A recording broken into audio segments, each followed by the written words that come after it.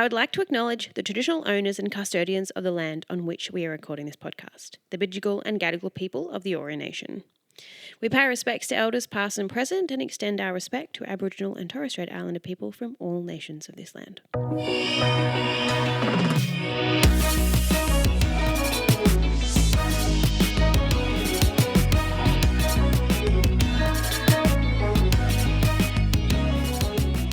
Welcome to the Pick Me Up podcast. Woo. I am here with NEDR, indie singer-songwriter, but also producers. Yes, correct. Hi. Hi. How are you? I'm doing okay. Okay. I'm a bit emotionally probably tired today. Okay. I've had a big day just of driving, really. I think it's the mental toll of driving How has been today. I'm tired too, apparently. Yes. Driving is tiring. Yeah. It's first world problems, obviously. It is a personal problem. Talk to me more about feeling emotionally tired. Emotionally tired, but feeling definitely accomplished with what I've done. I think that's been me a lot in the last 6 months to a year. My threshold is sort of expanding a lot more. Yep. To sort of get into it, like the last 2-3 years has been quite rough. Coming out of lockdown, had anxiety, which I'd never really experienced before. In the form of sort of tightness of chest and tightness of throat and so on. I think, it was super... never, especially doing music and doing all these things that are high intensity, that are can fill you with anxiety, which I thrive off.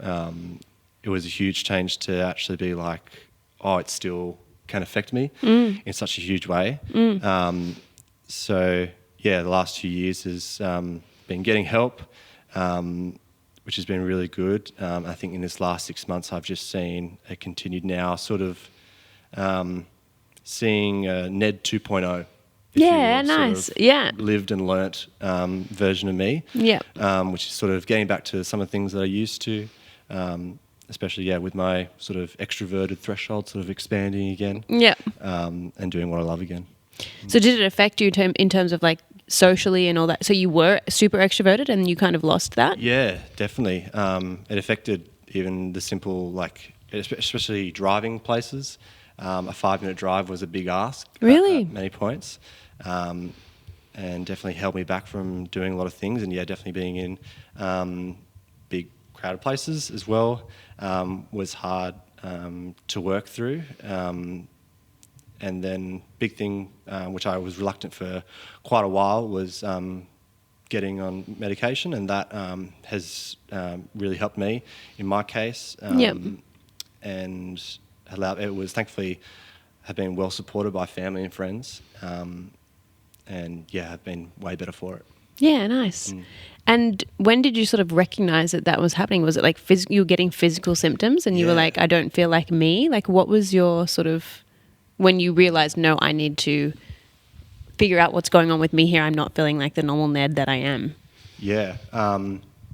At first I thought it was like I had some sort of allergic reaction to some sort of food, or I kept trying to blame it on something else. There's something in my diet that I've got wrong. I've got asthma. I can fully relate to that, yeah. Exactly. So it wasn't till, really when I met my girlfriend, she is is ADHD and is in therapy sessions and also takes medication. That really sort of opened my mind up to the possibility of it, and not trying to find another thing that I could change within myself. That was, especially being someone who's quite emotionally, I pride myself, I think, a lot on my emotional intelligence. Was quite weird to be like, what else do I need to say? Why do I need to go to a psychologist to expand on those things? There's obviously so much more that I couldn't connect the dots of why certain things from growing up to friendships that may have changed in those years that affect me now today. But it was all slowly, just out of the blue. I think the big thing now in hindsight is that my fight or flight really got switched around and really got rewired. So this has helped me sort of make those good, nice neural pathways. Yeah. And make better connections. Better connections. Which is great. Yeah. Right? And 100%. building a community too, like, or like a network. Do you have a good network around you too that sort of like was people you could turn to who supported you? I mean, you mentioned that you had good support before, but Yeah. have you got a good community and support network around you? Yeah, definitely. Especially, obviously, my girlfriend has been really great. Also, I go to church, and my group around me is very supportive. Always, checking in, seeing how I'm going. And they've, I go to a Bible study during the week, which is where we gather together, like a group of like 10 of us, and we just chat about how our week's going, and then we get into the Bible and how that relates to us. So it's been great to see them, also to see the progression as well of how I've, again, gotten better as that's gone on. So, there's definitely really good opportunities to have those open conversations with. How important is it for you to, and I guess generally, do you think that being able to have open conversations is? Yeah. 100% paramount. I don't, I've got guys, that are friends of mine that really do struggle with that opening up, but they know they want to. I think it does obviously, come easier for me to open up, and I can't not. I'm always like driving home and thinking, who can I call next? I think it's a big one that is something that we can all do. Is especially as we were talking about, there's always a moment in time where we're driving home from something and thinking, who's that person that I can call and check in and see how they're going? Yeah. I love a phone call in the car. Oh. Isn't it so good? Oh, it's so good. It's so good. And then before you know it, you're at your destination. You're like, thank you. That was great. But it's also like, I don't know. I always feel like I do like I sometimes call my dad. Like I'm like, how are you going, Dad? Like when I've got time as well to be able to be like, no, I actually have time to hear how you're going or what you're up to, rather than texting. And there's also like with that is also the general sort of dialogue that you kind of like, how's your week? How are you going? Anything that I can help you with is sometimes a good thing, being sort of, I guess, intentional with those conversations instead of just sort of sometimes how are you? Just the surface getting underneath. Yes. That's why my big question is, how are you, without saying good? Yes. Which you handled very well. Thank you. Straight into it. Thank you. I didn't know whether to be like, is this the time? No, this is it. Get into it. I'm all about it. Do I unleash the beast? Yes. All right, we're going to do a little game. Yes, let's. It's called Top 3. Oh. Yes. And I feel like actually this is really me having not known your backstory of your mental health. Yeah. This topic is good. Okay. So the top 3 things that calm you. Ooh. Oh, I'm already calm just thinking about it. That's good. Top 3 things that calm me. Yep. Sitting still. Really? Close my eyes, go into my bedroom, lock the door, no phone, no nothing. Like a meditative sort of situation, or just? It's a mix of like, I know it's hard to do with everything going on in our lives, but the whole like not thinking of anything, I guess, which is meditation. Yeah. Sort of doing like a body scan in a way. So you're thinking like starting at your head, sort of working your way down. But it's crazy, like even just after a minute, especially sitting in a chair like this, you'll just sort of slump down and just sort of fully let go, relax, let go. What else is good? I'm trying to think of my top 3. Yeah, you work at the same time. Sorry. No, it's so fun. I have to say, like running for me is. Oh, but, sorry. How is that on your knees? I just I look at everyone doing it. All the run clubs that have gone crazy. I'm not in the run clubs. I do it like twice a week. I just go for like a nice run. And your knees are going. My knees are okay. My back knee. Oh. So running is definitely a one for me. Yeah, a bath. Love a bath. I love a bath. Love a bath. I can't remember the last time I had a bath. No, I don't have a they're bath. Anomaly. You got to really remember, like, because you got to set aside time. I set A bubble bath, though. Oh, I want a bubble bath. bubbles all the way, bubble, bubble, bubble, and Bubble you got to have bath. and you got to have a nice cold drink to sort of outweigh, because you might get too hot. Yep. So you got to have something with a bit of ice in it to cool you down. The contrast. I was going to say compromise. Yeah, The contrast just of to the level you out, cool so you drink, don't hot overheat. bath. Yeah, so you don't overheat, and then you got to get maybe on like a little. I've got like a little stool, and then whatever. Oh my gosh. Something little video, something Netflix? Something YouTube. Oh, no, I'm all about YouTube. You're a YouTuber. I'm an absolute YouTuber. Watching your YouTube I lay down in the bath. in quiet waters. Yes. It just sounds so calm, hey?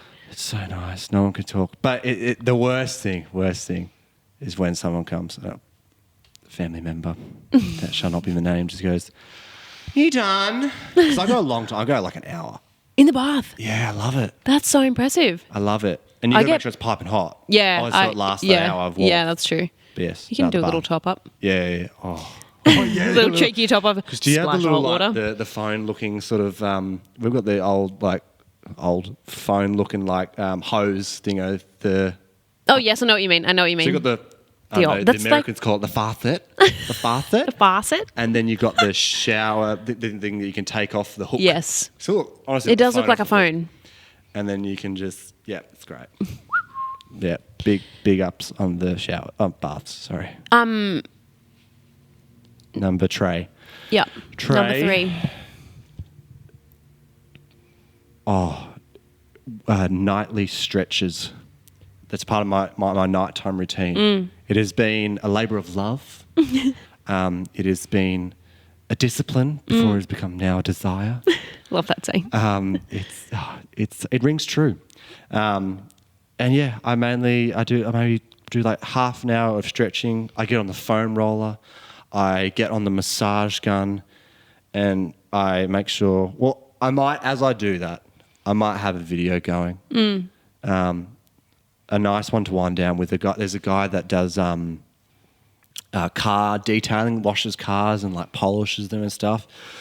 Oh, just it's great. So random. It's so random, but so I love good. that though. It's- Everyone has their like little niche of thing, hey, that they like to watch, and it's like visual ASMR. Yeah, I can't deal with the talking ASMR Yeah. with all the. The little mini mics. How are you going? Doing it? I hate all that. Hate all that. What got you into doing your nighttime before bed stretching? In the last couple of years, I would get quite anxious just going to bed. I put a lot of pressure on making sure that I got my 8 hours. And so this was a really good way of, I know that, if my body was relaxed, I know that my mind, it really works, that no matter how crazy my mind might be going or might be just all these stupid thoughts in my head, that my body will eventually take over and I'll fall asleep. And it has really allowed me to sleep better through the whole night and not wake up during the middle of the night as well. So that's been the biggest thing, yeah. Do you find you feel so much better after a full night's sleep? Oh. Yeah. Oh my goodness. That happens to me. Like I will wake up super hot and like shaking and like nauseous. And Do you know why? I'm assuming it's anxiety, but I can't ever pinpoint really sometimes what the anxiety is. What's your screen usage like before you go to bed? Sorry to get so deep and personal. It's fine. No, I don't. I listen to music before I go to bed. Oh, lovely. Yeah, like classical piano or jazz piano. Ooh, I know. you're well travelled. Wow. I know. With like the mood lighting, Oh, yeah, the yellow lights. the candles. Oh, the candles. I love a scented candle. But I'd worry about That does make closing me my calm. eyes with a candle on. Oh, no, I don't. No, I blow just to clarify, I'm not going to burn my house down. I blow the candles out before I go to sleep. Terrible. Worst fear. Yeah, okay. yeah. Well, I'm sorry. I'm actually really sorry about that. The hotness factor is really It's what really weird. upsets me. I'm like, have I hit menopause? Yeah, wow. That's what it feels like. Early onset. Hot flushes. Yeah, goodness. Oh, no. Let's talk about your music. Yes, let's. So, what's coming? What's coming? What's happening? Are you writing something new? There is stuff coming. An album is done. I'm continually writing thankfully out of just same with the album that I've just done, of when I'm ever feeling inspired. So thankfully I'm not in a huge rush to continue writing. I'm not being like, I need to do sessions, I need to go fly somewhere to go do sessions with people, which you can do that. I'm not saying you can't do that, but I really enjoy, I think more so now that I can produce by myself, I love experimenting with the production side even more. Yep. And that allows me to obviously then sort of stay in my bubble a little bit and venture out when I feel comfortable, or when I want to, when I'm just like, I'm bored, I want something new, give me a little something, you know? So yeah, that's going well. What else is coming? Yeah, I've just been continually just doing singles for the past year, essentially, with this album, and then the album will essentially drop when I'm over doing content for social media, and just be like, just get it out, please. Do you find that exhausting having to do you find now as an artist, social media is a necessity to make it in the industry? And do you find that, do you feel that's a lot of pressure? 100%. I think a while ago I sort of put a post, because I didn't want to bring too much attention to it, because I know a lot of artists are going through that same struggle with it. But there was an artist, John Bellion, who's done crazy production. Love John Bellion. Oh my goodness. I'm loving all his production and co-writes that he's doing at the moment. That he was talking about how he doesn't want to have to owe Instagram or social media another photo. He doesn't want to have to owe this thing something of him. And I think I quickly can feel when I'm very stressed and it's taking too much of me, and it's not allowing, like, I'm not doing something out of passion. I'm clearly doing it just because I have to tick a box.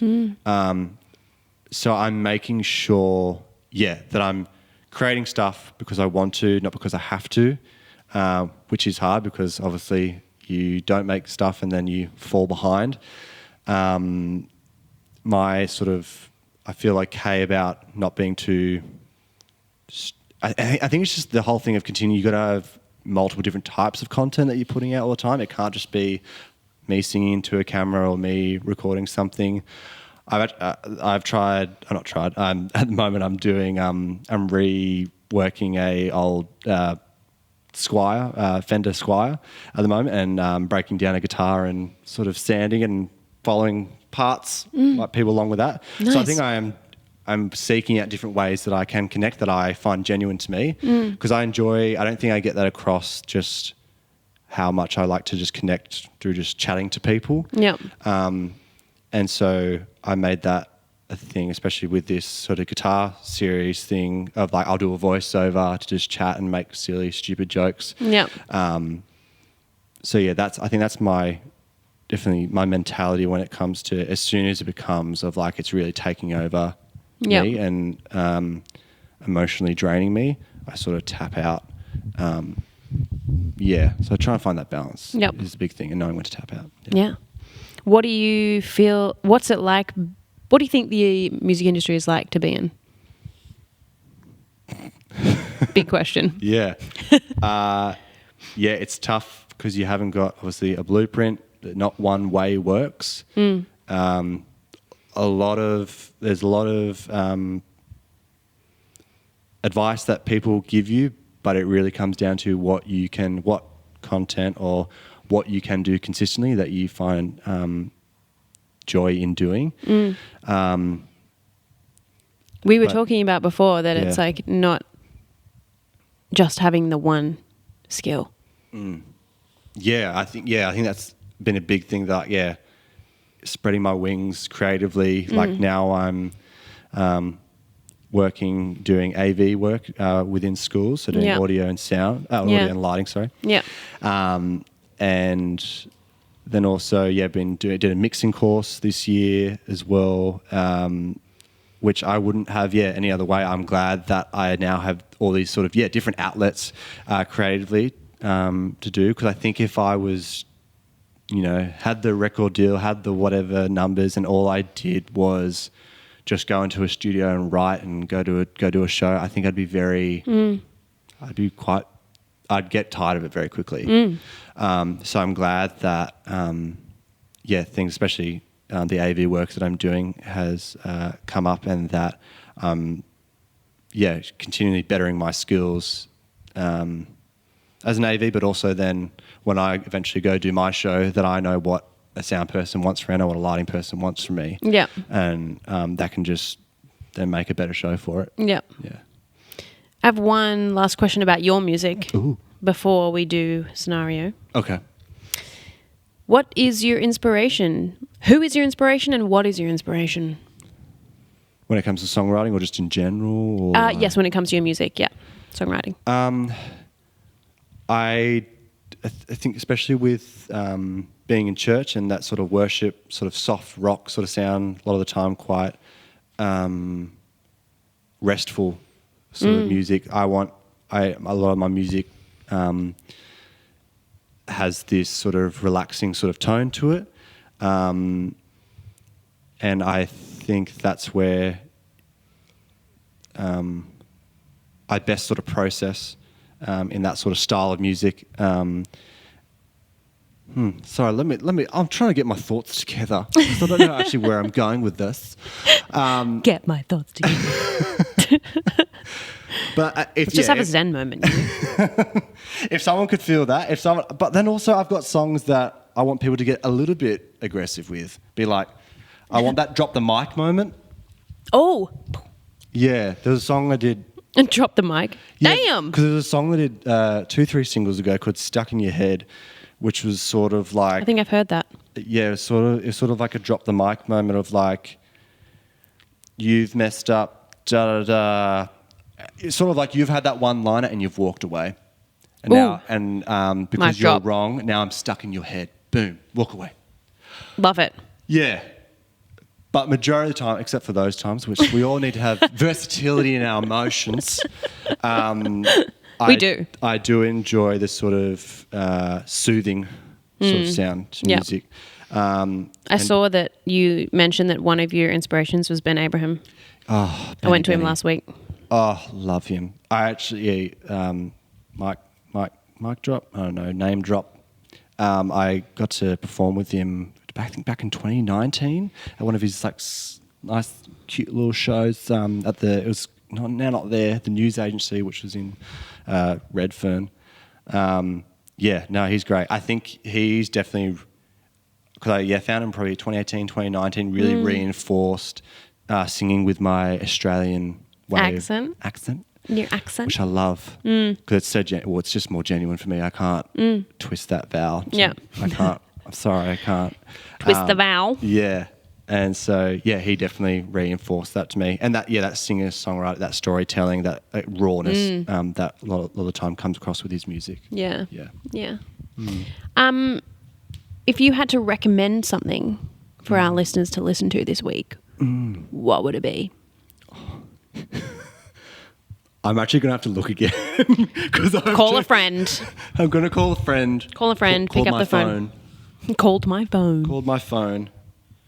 Can I give a couple recommendations? We've done top threes. Can I give a top three? Give a top three. I know I'm... Fire at us a top three. Top three listens of the week from NEDR. Top three listens.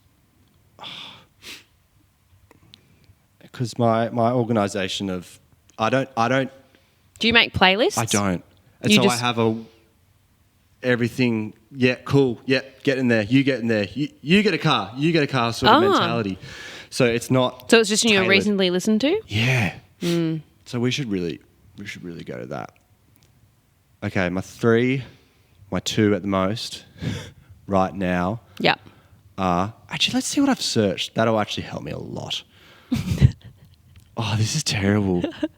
Because I'm all over the place. That doesn't help either. Okay. The band Camino. Yep.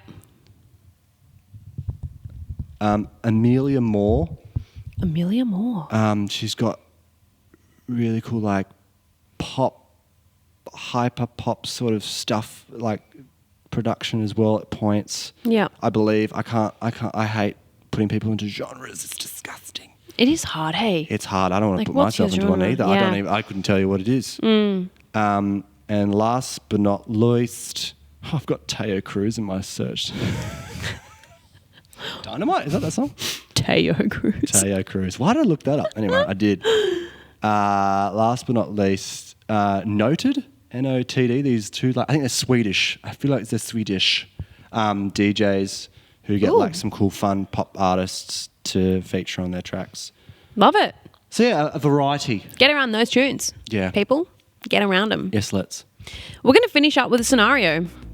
What does that entail? So I'm going to give you a scenario and then we're going to create a Polaroid of that scenario. You have 3 seconds to think about what your reaction to this scenario is. Okay, cool. 3 seconds. Cool.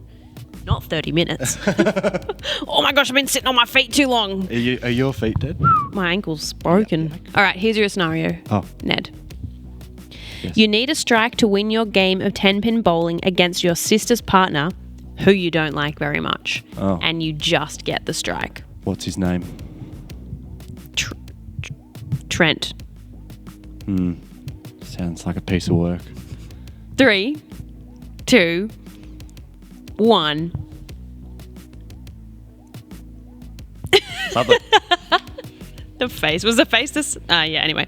I'm sorry. I just need to be honest. I was just like, because I'm really So feeling good. this Trent. I'm just like, yeah. Yeah, I've just nailed it. Suck on that. So Yes. that's the end of the podcast. Thank you so much for joining us on the Pick Me Up podcast. It's okay. It was a pleasure. Ned's socials will be in the show notes, but hit him up at NEDR Music on TikTok and Instagram. Boom. Because you'll never know when he's dropping the next single because I he don't doesn't know. have dates for him because I he don't doesn't know. even know. So, bye.